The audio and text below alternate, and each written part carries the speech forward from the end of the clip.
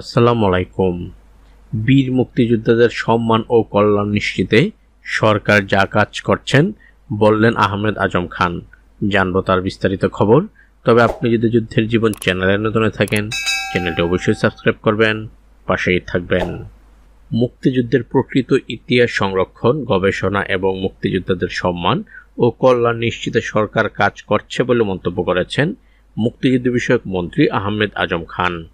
মুক্তিযুদ্ধ বিষয়ক মন্ত্রী আহমেদ আজম খান বলেছেন, মহান মুক্তিযুদ্ধ আমাদের ইতিহাসের সবচেয়ে বড় অর্জন। এই অর্জনকে আমরা লালন করি এবং ধারণ করি।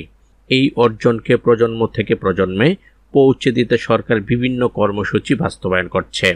রাজধানীর উসমানী স্মৃতি মিলনায়তনে মুক্তিযুদ্ধ বিষয়ক মন্ত্রণালয়ের কার্য পরিবেশন শেষে সাংবাদিকদের সঙ্গে আলাপকালে তিনি এসব কথা বলেন। মুক্তিযুদ্ধ বিষয়ক মন্ত্রী আহমেদ আজম খান আরও বলেছেন, মুক্তিযুদ্ধের অর্জনকে ধরে রাখতে এবং জাতির কাছে চিরদিনের জন্য স্মরণীয় করে রাখার জন্যই তিনবারের সফল প্রধানমন্ত্রী বেগম খালেদা জিয়া 2001 সালে মুক্তিযুদ্ধ বিষয়ক মন্ত্রণালয় প্রতিষ্ঠা করেন।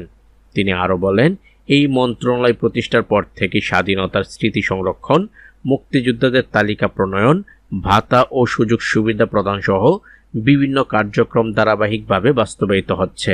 ভবিষ্যতেও এসব কার্যক্রম আরও সম্প্রসারণের পরিকল্পনা রয়েছে। মন্ত্রী আরও বলেন, মুক্তিযুদ্ধের চেতনাকে সমুন্নত রাখতে প্রশাসনের মাঠ পর্যায়ে কর্মকর্তাদের সক্রিয় ভূমিকা রাখা অপরিহার্য। মুক্তিযুদ্ধ ভিত্তিক কর্মসূচি বাস্তবায়নে আরও কার্যকর ভূমিকা রাখতে জেলা প্রশাসকদের প্রতিও আহ্বান জানান তিনি। এদিকে এক প্রশ্নের জবাবে মুক্তিযুদ্ধ বিষয়ক মন্ত্রী ইশরাক চৌধুরী বলেন, মাঠ পর্যায়ে মুক্তিযুদ্ধ মন্ত্রণালয়ের নিজস্ব অফিস না থাকায় বিভিন্ন প্রকল্প বাস্তবায়নে জেলা প্রশাসকের ওপর নির্ভর করতে হয়। তাই এই সব সমস্যা সমাধানের দ্রুত পদক্ষেপ নেবে মুক্তিযুদ্ধ বিষয়ক মন্ত্রণালয়। সেই সমস্যার সমাধান করে মুক্তিযোদ্ধাদের কাজ আরও দ্রুত গতিতে করার আশ্বাস দেন তিনি আরও বলেন, নির্দিষ্ট কোনো নতুন প্রস্তাবনা নেই, তবে চলমান কার্যক্রমগুলো আরও দক্ষতার সঙ্গে বাস্তবায়ন করার বিষয়ে জেলা প্রশাসকের কাছ থেকে গুরুত্বপূর্ণ পরামর্শ পেয়েছেন। সেই পরামর্শ অনুযায়ী বীর মুক্তিযোদ্ধাদের বিভিন্ন সমস্যার সমাধান লাঘবের কার্যকর ভূমিকা রাখবে। তারপর সেগুলোর ভিত্তিতে ভবিষ্যতে কাজের গতি আরও বাড়ানো হবে। প্রতিমন্ত্রী ইশরাক হোসেন আরও বলেন, আমরা মুক্তিযুদ্ধকে তার যথাযথ সম্মান প্রদর্শন করতে চাই। সেই অনুযায়ী বর্তমান সরকার কাজ করে যাচ্ছে।